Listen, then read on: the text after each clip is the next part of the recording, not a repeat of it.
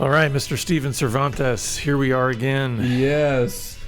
How are you doing? Glad to be here. Excited. Hopeful. Now, I have to say, I didn't mention this in some previous episodes that we've been recording, but you have a little different look today because normally it's the crisp white shirt, but you got a little pattern going on today. I got a pattern today, so I thought I'd break it up. I don't know if it's casual Friday or what. There you go. That's good. That's good. Well, thank you all for being with us today. I'm looking forward to this conversation because, as Stephen always does, he brings in his notes, and there's always this little heading for what we may be able to talk about. And that's what's going to capture whether or not I say, hey, let's talk about this. Because Stephen has a whole folder that's filled with like hundreds of these ideas. You're the idea man, Stephen. Thank you. But this one just said switching from intellectual to emotional thinking. And I thought, we've got to talk about that because I'm curious, what this is and where you want to go with it. So I listen to a lot of guys talk, and I learn from these guys, and I ask permission to share ideas, and they always say yes. And you know what I tell them? I said, this is going to bless 1,000 guys. Mm-hmm. That's just a number I pick. But to guys listening right now, you're going to be blessed because a brother said, yeah, bless them. Yeah. And what I love about this ministry, no one has ever said no. Don't share what I'm going through with someone else. Yeah. Now, we never say a name. You never know who we're talking about. But every guy is so generous in saying yes. And isn't that a kingdom thing? Yeah. God gave it to me so I could give it to my brother, so he could send it out, so that brother could share with another brother. And, I used to be small and think, wow, I have this good idea. I better hold on to it. It's like God has another one and another one. And another. Yeah, he can't run out of ideas. Right? Yeah. To the ideas. If you've noticed on our podcasts, there's been no end to the ideas. They just keep coming and coming. Yeah, we've been doing this podcast since 2005, and this next year we'll probably pass the 1,000 episode mark. So we're getting close to the mid 900s. So the topic is, how do you switch from intellectual thinking, logic, reasoning, problem solving, to emotional thinking? And most guys trained by our dads to work on projects and do things. Now, I don't know what's happening to the young guys, but what my generation go out and work and do and break it down and solve the problem and fix it and do the next thing. We break things, we fix things, we tear them down and we make them better. Yeah. That's what a lot of life involves, with doing things. And in that, it's a lot of logic. And you don't need too much emotion in there to get the job done. So I'm an intellectual. I like challenges. I solve problems. And he said, but I'm having to retrain myself to become emotional, because I noticed my wife and my daughters and the women around me, they use another language. Now let me try to press into this a little bit, because, and maybe it's just the way that I read the statement here, and maybe we can unpack that a little bit, because when he says I have to train myself to become emotional, yes, the reality is we're all emotional. So is he really saying I've got to retrain myself to connect or communicate emotionally or in my emotion? Because the reality is we've talked to the guys many times about this. I have, where they're like, I'm not an emotional guy, and I'll say, you feel stuff. Don't even tell me you don't feel stuff. Right. So the reality is maybe there's a disconnect between consciously knowing how to communicate and tap into that, but everybody feels things, right? So could you say that everybody's emotional in some way, or what is? Or help me understand this but question. Stay with it. You're jumping ahead. Okay. Because he is telling us what he had to do. Because you're absolutely right. Mm-hmm. But he's going to walk us through how he switched. It's a guy talking about, how did I switch? How did I flip the switch? How did I turn on the rest of myself? How do I use what I already have? Because right now I'm only trained to use one part. So this was him basically saying, this was a door that was closed and I finally opened it. Well, listen to how he did it. Okay. Because he's going to tell us how he did it, which this is really good because it's very descriptive and it's going to answer your question. Because in the next sentence he says, I designed a second channel I always thought I only had one channel, and I realized I needed to design a second channel, and I was going to call it my emotional channel, and that on that channel I was going to do emotional work. This guy's an engineer, right? I don't know. I mean, this is very engineer thinking, right? But it's very logic. I'm safe with logic. I like logic. Logic works. Shut up about the emotions. You're wasting my time. What's the problem? Fix it, right? But he realized, as most people do when you go out there, it works really well half the time. Right, yeah. But then somebody's struggling, they had an emotional problem, you can't fix it, it's not simple, it's tragic, it's long, right? So he's telling me I had to develop a new channel that I would allow for in my system, so I had like a TV set with 2 channels, not just one. Mm-hmm. And so I thought, I mean, think about this. Men need a metaphor. They need an explanation. They need some way to do exactly what you're talking about. They really are both. Yeah. But we sort of lie. But to understand it, he had to say, hey, mentally, I've got to think of this on 2 different channels, which is great. I think it's brilliant. Yeah. So he said, emotional skills will now belong on the emotional channel, and logical skills will belong on the logicals. When I go to work, or when I encounter a guy and he's got a problem with his boat or his car, or he has a problem we can fix, we go fix it. I've switched to the logic. Now, this sounds pretty mechanical and black and white, but look, there's no one size fits all. Yeah, and I think, and not to get too far ahead, but I do want to make this comment now based on what you just said. I think too many times when men are trying to lean into and say, how do I connect emotionally? The only maybe decent models that they've had for that are women. And so then they assume I then need to communicate and connect with my emotions the way a woman does. And I think what we're seeing here is, no. You're totally a male. And it's okay. Create your channels. Do your engineering. Do whatever needs to happen. Yes. And that's a perfectly fine way for you to be able to learn how to connect with your emotions. So, okay, good. We're tracking here. And so he says, in the intellectual model, I'll explain it to you very simply. You find a problem. You fix the problem. You have things to say, you educate the other person, and you give them a solution, and you become the hero. Mm-hmm. Yeah. End of story. Then you move on to the next problem. Then right? that's channel 1, if you will. But he says the emotional channel skill set is different. You listen to a story. You hear a problem, but you do not fix it. Yeah. Channel 2. Yeah. Yeah. And you know what? For one thing, I love the clarity and sort of just this idea of channels, because I can already imagine that we've got a lot of guys listening that, I mean, just light bulbs are going off in their mind and they're going, this is going to be useful for me. And the reason is because many times we just struggle with knowing how to quote unquote switch back and forth. Yeah. In other words, so many times what happens? A guy's, at work all day and doing his logic brain, and, he comes home and the assumption is I just stick with what I know. And so he then tries to jam like logic brain into his relationships. And I love the way this guy described channel 2. I think it's brilliant, because that really is what you're doing when you're trying to connect with someone emotionally, right? You're actually listening to a story.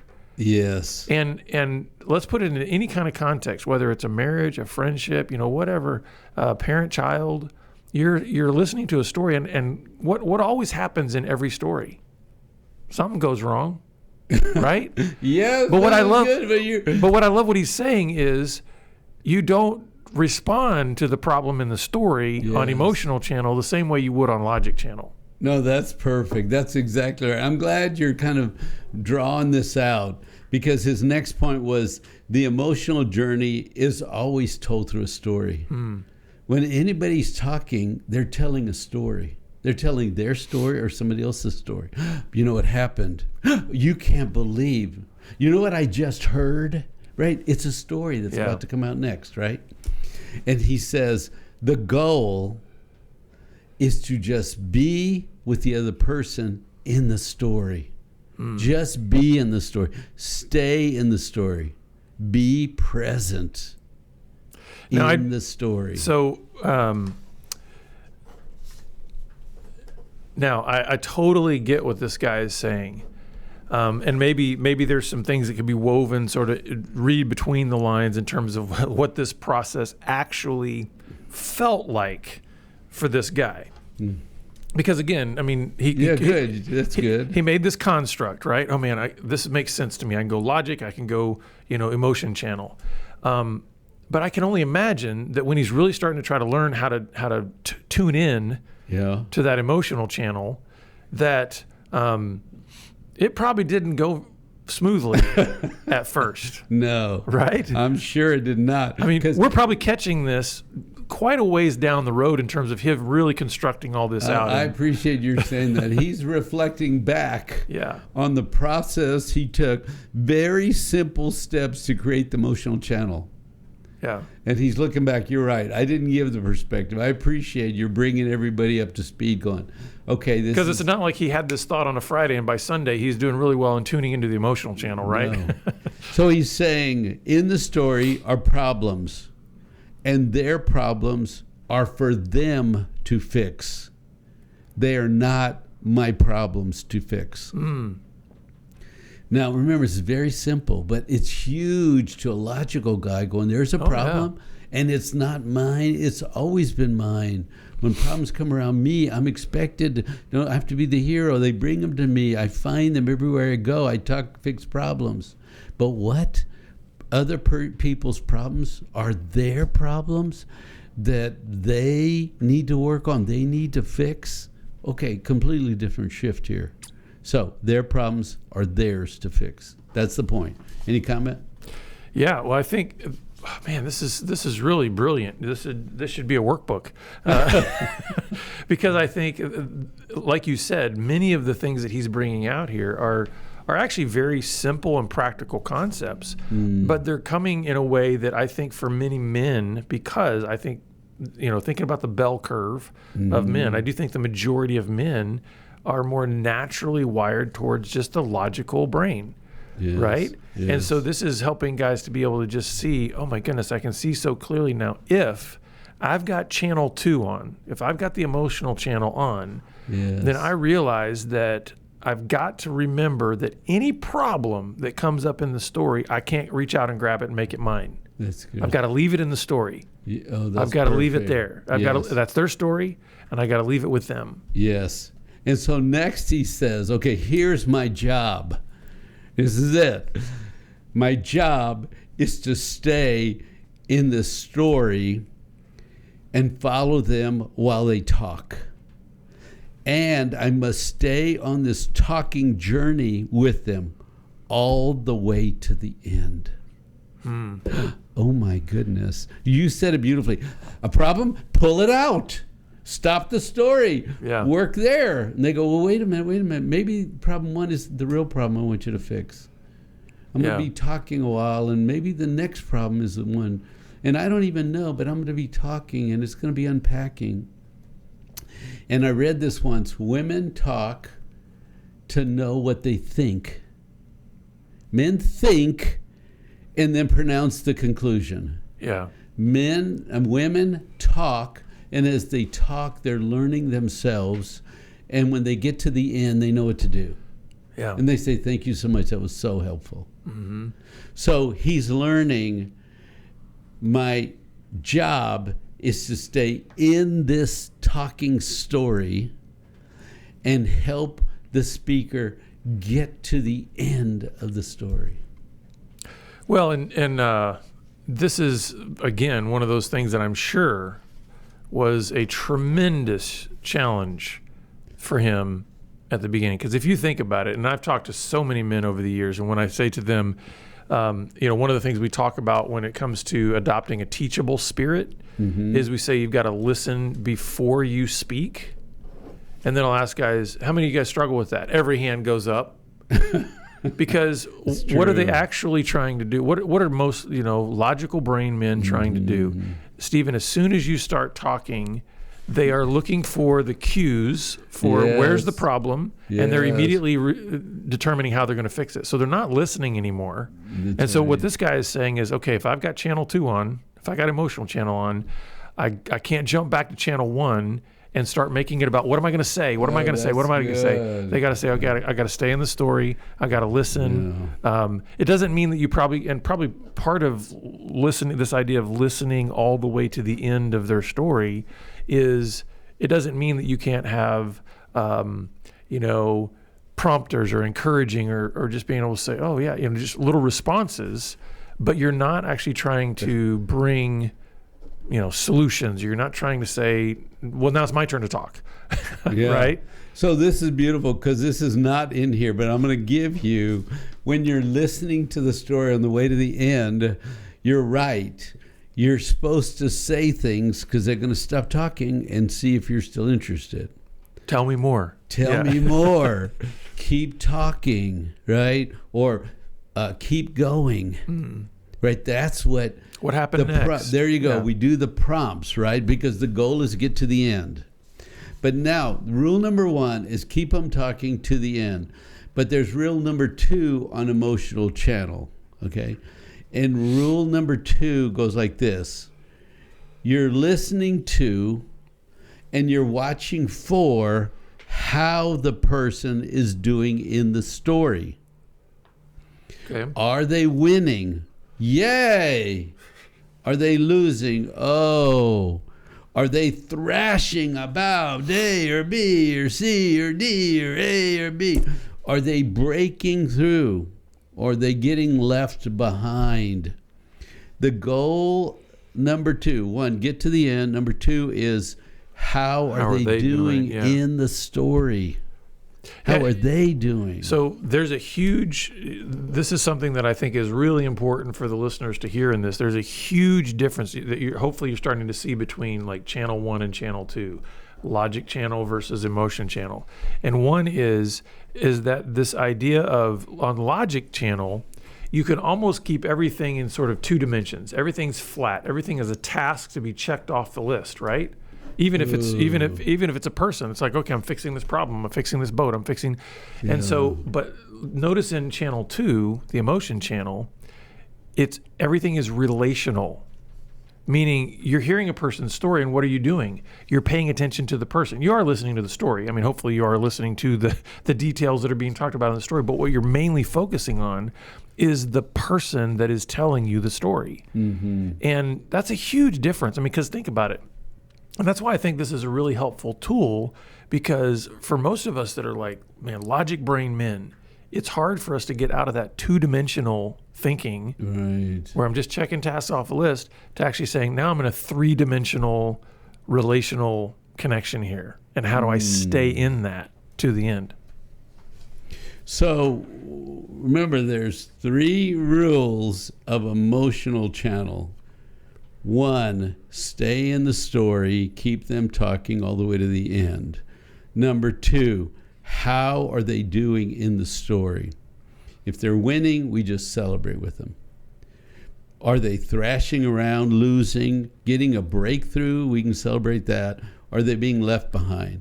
But rule number 3 is listen for struggles and pain. Can you hear the person in their struggle and in their pain? Oh, I wanted this and it didn't happen.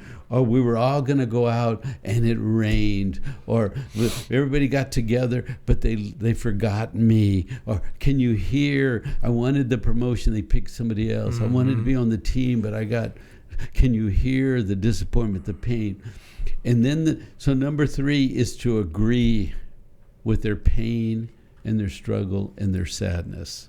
Don't argue with it. Don't spin it up positive. Don't ignore it. Agree with the pain. And I'm going to tell you how to.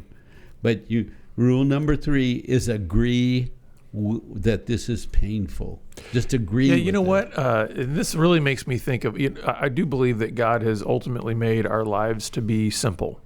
meaning like there's supposed to be a simple, just a piece and simple way to do things. And one of the things that popped into my head about this last part is when you're on channel 2 and you're on the emotional channel and you're listening to a story, can you think of your responses through the golden rule? Do unto others as you would have them do unto you. And maybe you could put it this way: listen unto others the way you would want them to listen to you. Because I'm thinking here, what is this third rule here? It's saying, can you actually just meet them where they're at? Can you actually just say, and wouldn't I want that? Like if I'm sharing, especially a struggle or a pain, would I necessarily be, how would I feel if somebody immediately starts to dismiss or diminish or fix that pain, or if they just met me where I'm at in that? And I'm saying agree with the pain. Agree that it's painful. Agree that I'm hurting. Agree with me. Right? So you're going to tell us what that actually looks like? I'm going to tell you how to do it next. I'm going to tell you how to do the agreement. Right? You got to listen to the story. Get to the end. Right? You have to listen to the person that's struggling. You have to agree that this is a hard part of life that's been dumped on you that you're experiencing. Because if I agree with you, I join you. If I say, well, no, it's not like that, or you know what, your boss is going through if I talk about, then I negate you. Right? I did not agree with you. I talk about the boss, how life is hard, and there are people in China, and we say stupid things. We don't agree that the person's in pain. And so we go for agreement. So now I'm going to tell you, number 4, there are 4 things you say to someone in pain. Here they are. I'm sorry you're going through that. I'm sorry you're going through that. That's a lot to carry. Man, that's a lot to carry. Wow, that sounds hard. Whew, that's hard. Man, that's heavy. All that's on you. You're carrying that. Oh, my goodness. So now I've just agreed and affirmed you are in a difficult spot. Yeah. What do you think? That's great. And I think it would be great to just even think of, I'm sure those aren't the only 4 things that can be said in that, but the theme is there of being able to say, I'm going to, when you say, this was hard today. Yes. I'm going to echo that. Exactly. Boy, you can never make a mistake sounds hard, by doing it. Yes, exactly. So I think another way to do this is these are definitely wonderful statements to make. But if you catch any of this kind of statement in the story, just that's where you reflect it back. So any piece of the story, right? You're saying you could add some of the language they use. Yeah, so somebody, I'm thinking about somebody could be sharing their story and they say, you know what, so-and-so said this to me today and it really hurt my feelings. Yeah. And you could reflect back and say, that's really hard that somebody hurt your feelings like that today. Exactly. That's so use agreement. Their own language. That's right. If you use my language that I gave you and you give it back to me, do you understand? We just bonded. Yeah. All you did was agree with me that, look, you don't have to agree that. You might think this is a stupid thing, right? Because your kid might say, well, all the girls went out together in Susie's big van and I didn't get invited. Now, that's a kid's story, right? Yeah. But it's to that person a huge story of neglect and not love, not included. Yeah, it hurt. Yeah. And if you said, man, that's hard, that's sad. You just entered my world, sat with me in my pain, and that's 50% of the solution. Now, the truth is I still got left out. But if you heard me and joined me. And here's what I like about this is this last part of really agreeing with their pain does not negate what was said before about, hey, their problems are in their story. In other words, agreeing with their pain is not you bringing anything to fix it. So to agree with their pain is still saying, oh, I'm letting the problem remain theirs in the story. Their story, yeah, that's good. But it's a way for you to enter in so that they feel like they're not alone in their story. Right, and it also doesn't mean that I would have the same problem. Well, that's not a problem. I wouldn't think that's a problem. Right? Because what you just did is you made it about you. That's exactly. I put me in there and then used all my skills and my thinking and took over your problem. It's like, no, your problem's about you in the story, in the struggle with your skill set and how you're struggling. Mm-hmm. Right? I have to stay out. Yeah. So I have one, number 5 on the emotional channel is just this thought. And so we're going to start to wrap right here, okay? People want 2 things.